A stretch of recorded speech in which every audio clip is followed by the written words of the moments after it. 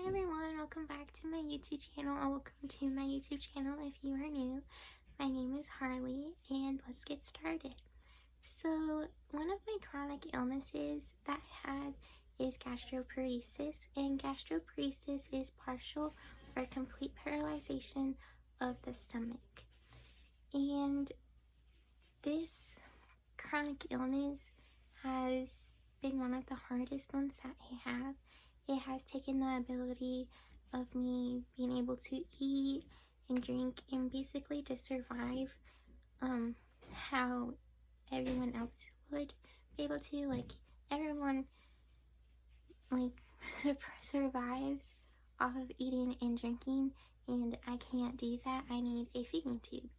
And I was diagnosed with gastroparesis about a year ago, and it changed drastically. At first I was able to eat here and there, and then one day I woke up and my stomach just became completely paralyzed and I needed a feeding tube. The first tube that I ever got was an NJ tube, and I had that for almost half of the year last year, and it was not sustainable for me. I would throw it up if it would become dislodged, or with gastroparesis you deal with, for me at least, constant nausea, and it causes me to vomit, and it seemed like my tube would just, it was, an NJ is a tube that goes from your nose all the way down into your intestines, and it seemed like my intestines would get full of the formula that was being pumped in there, and my intestines are starting to have trouble also with processing the feeds and the meds that I take, and it would just make me vomit, and it would just lodge easily into my stomach. And once that tube reached my stomach, since my stomach is paralyzed, I would throw it up. Not willingly, it's just when you have gastroparesis, since your stomach can't keep anything down, or basically, what's the word? Dissolve, maybe? I don't know. Process the food and things that you put into your stomach, so it sits there for a very long time, and then your body, once it realizes that, oh, there's old food in there, I can't process it, your stomach makes you vomit whatever is in your stomach.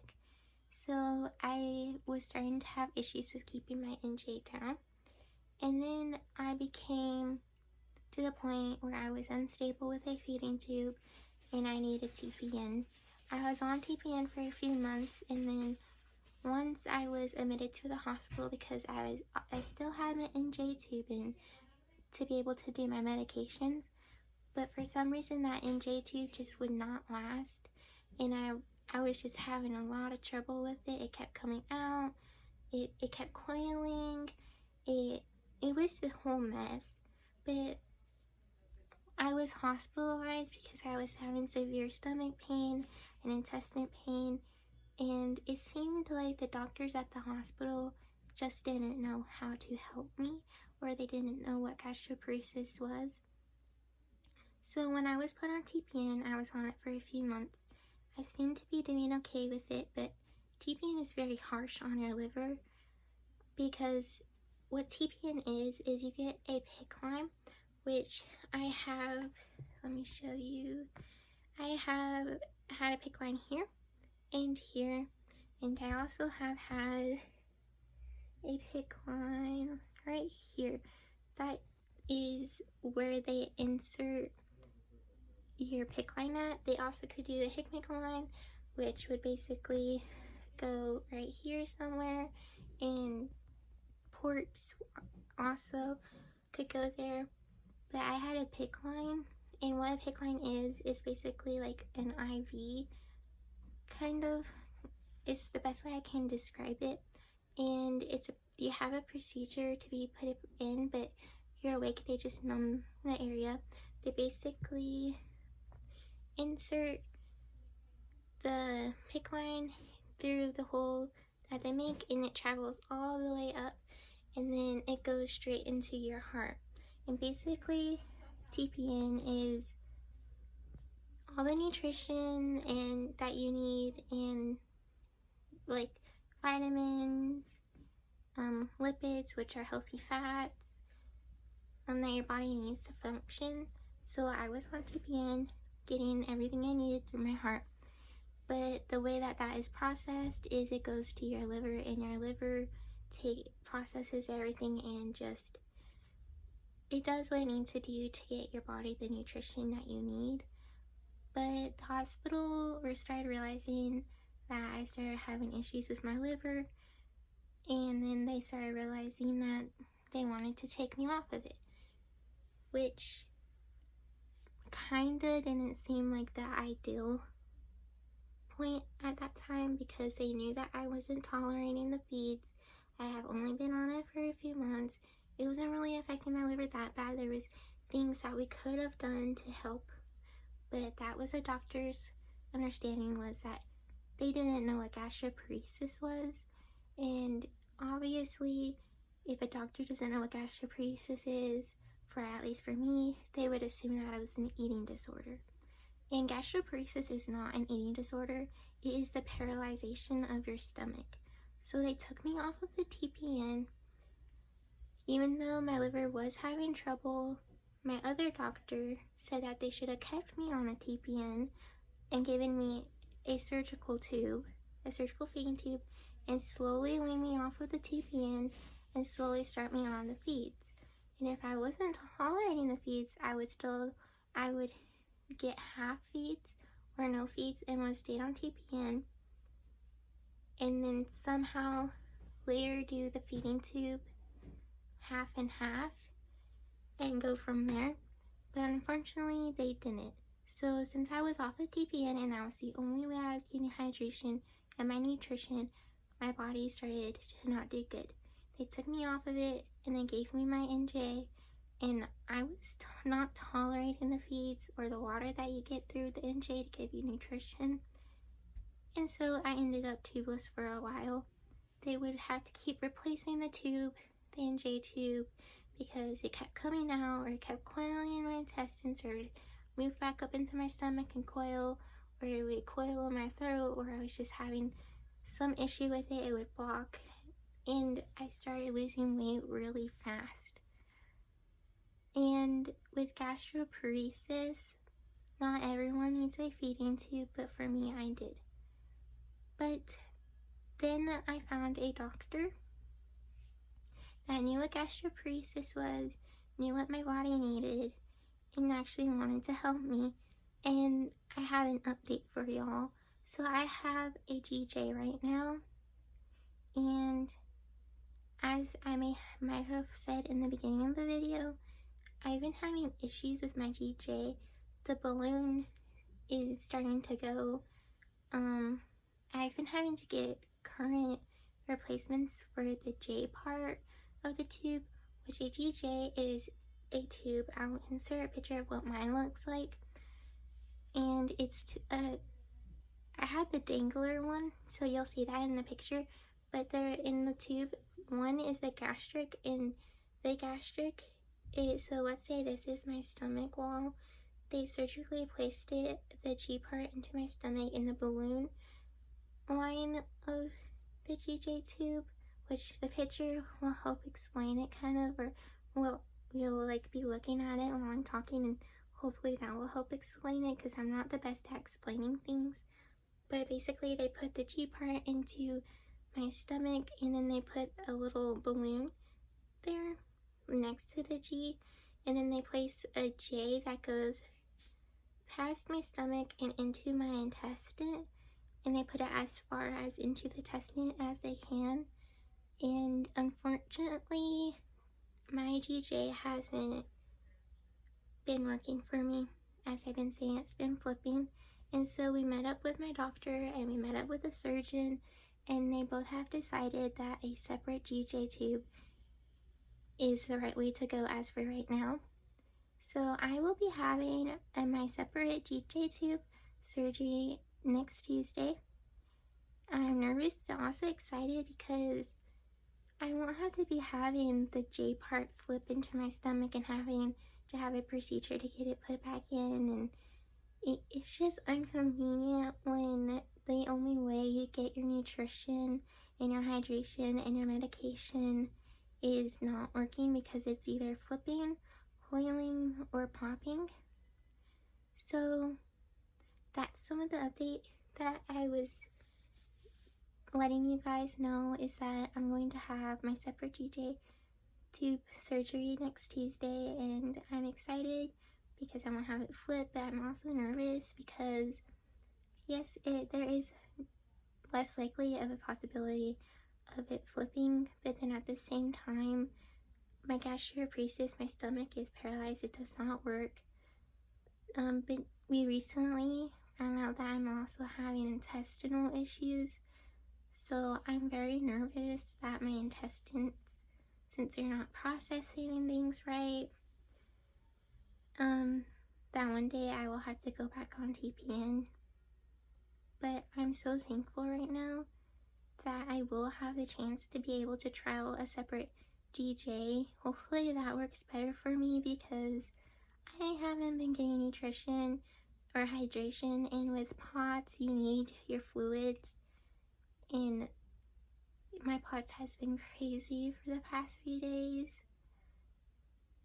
But yeah, that's some of the update, is I'm getting my separate GJ tube, and I'm so thankful because my surgeon knows about EDS and mast cells and POTS and all the other issues that I have that are going on, and it helps a lot when your surgeon knows about the other diseases that you have with EDS, because EDS is a connective tissue disorder, and it also can make your digestive system have issues as well.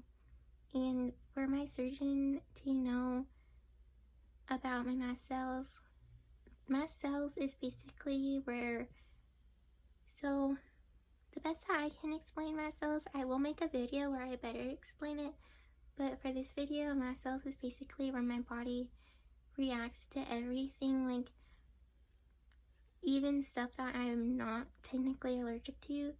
My mast cells say I'm allergic to it, so I will have a reaction, and I have a higher chance of going into anaphylactic shock or having a really bad reaction to anesthesia. I remember when I got my GJ surgery, my GJ surgery, I had a really bad reaction to one of the pain medications that they tried and the anesthesia. When I was in recovery, they took me back to my room, and I went to go to the restroom. And on my way to the restroom, I did not feel well, and at first I thought it was, oh, I'm still waking up from the anesthesia. My POTS is acting up right now, and I'm just in a lot of pain, but I can make it to the bathroom.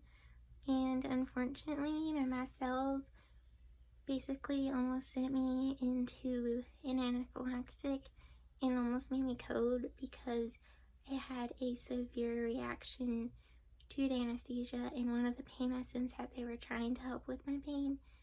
And my surgeon luckily knew that that was a possibility, and so did the ER doctor, not the ER doctor, but the floor doctor knew that I had POTS in my cells, so they were able to stabilize that reaction, get my heart rate back up, get my body stabilized, and me relaxed to the point to where I was no longer having that awful reaction.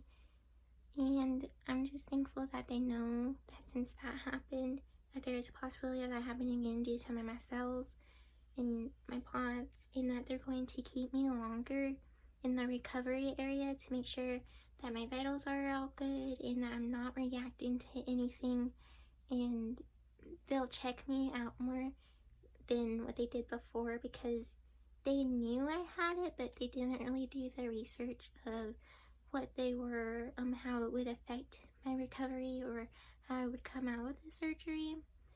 And this time my surgeon, when we saw her, she was so sweet. She's like, I researched your conditions, I know researching doesn't explain everything, but tell me about them and how they affect you. And then I remember telling her, and then she was like, okay, so I know how it works for you and what the gist of what your chronic illnesses are and how you reacted last time to the surgery. And she was like, I feel so bad that you're having so many issues right now with your TJ that we're going to make sure that after this surgery, you're not gonna almost code and you're not gonna go through that mast cell reaction that you're going through, because we're going to watch out clearly and we're going to make sure that the medication that we give you, your body accepts it and doesn't reject it. And she's just really sweet, and I feel more confident that she researched that, because having chronic illnesses, most doctors don't know what they are, and sometimes they don't even take the chance of researching your chronic illnesses and getting to know what they are and what it can do to the procedure or the surgery that you're having. And just knowing she took the time to do that makes me feel like I am in good hands. And I know I'm in good hands, but it just reassured me. And then I'm also excited that I have the opportunity to try the separate GJ tube and see how that goes. And I have a good feeling about it because there's less likely of it flipping. The only thing I'm nervous about is the surgical pain, because my body does not handle the surgical pain the greatest. Like, I bet everybody when they have surgery is in a lot of pain, but I have other conditions as well that make it me, and I have chronic pain, fibromyalgia, just the EDS pain, and I have a few other stuff that cause pain, which I'll get more into in another video. But my body, I remember my last surgery, when I woke up, they thought I had a headache because I had my hand over my eyes, because when I finally came through from the anesthesia, I felt everything. Pain medicine doesn't really work for me, and I felt every cut and how she put her hand in my abdomen to move my stomach up to where it needed to be, because when I got my DJ surgery, my stomach was out of place. So it was like all the way up in my rib, higher than what it needed to be. So she had to put her hand in me and basically detach how my stomach was under my ribs and everything, and put it back to where it was. And I felt that, and how they had to cut the stomach, stitch it to the abdominal wall, put the tubes in, and then put the tube into my intestines. I felt everything, and then I just remember waking up. The stoma pain was unbelievable. Like, there was blood. Sorry if blood triggers you, but there was blood when I woke up. Normally you're covered up to where you don't see the blood.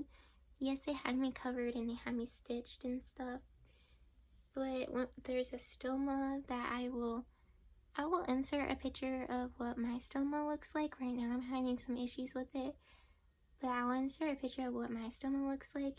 But when I woke up from surgery, it was opened, and I saw my stomach and the lining of my stomach and how the tube is inserted into your stomach. I saw that, and I was not expecting that, and I was just in a lot of pain. And then I knew my body was having a reaction, but anesthesia made it to where my mast cells was already starting to react, and I was so tired and in a lot of pain and so confused that I couldn't tell them, like, hey, I'm in a lot of pain, I'm reacting to whatever you gave me, or the anesthesia, I'm reacting to something. So I'm very scared about the pain, and I'm scared of how my body will react, if my mast cells will make me have a reaction. But I'm also so excited that I have a wonderful surgeon, supportive friends, supportive subscribers. Like, you guys make me feel so loved, and a supportive family. And I feel like this surgery is going to help me with being able to get nutrition through my intestines. At the G part, I can drain the acid that just sits there.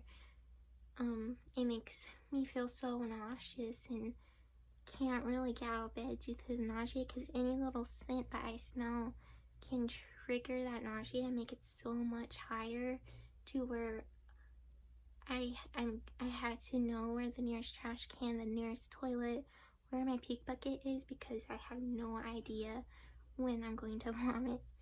And I feel like if I'm able to drain my stomach properly, that will help so much in being able to take my medications and get the proper nutrition.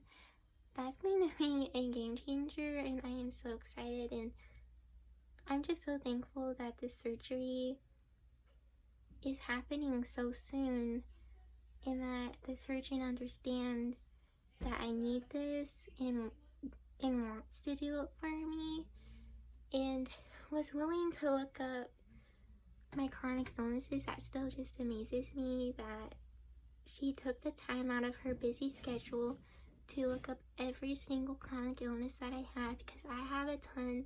You still have to learn what I have.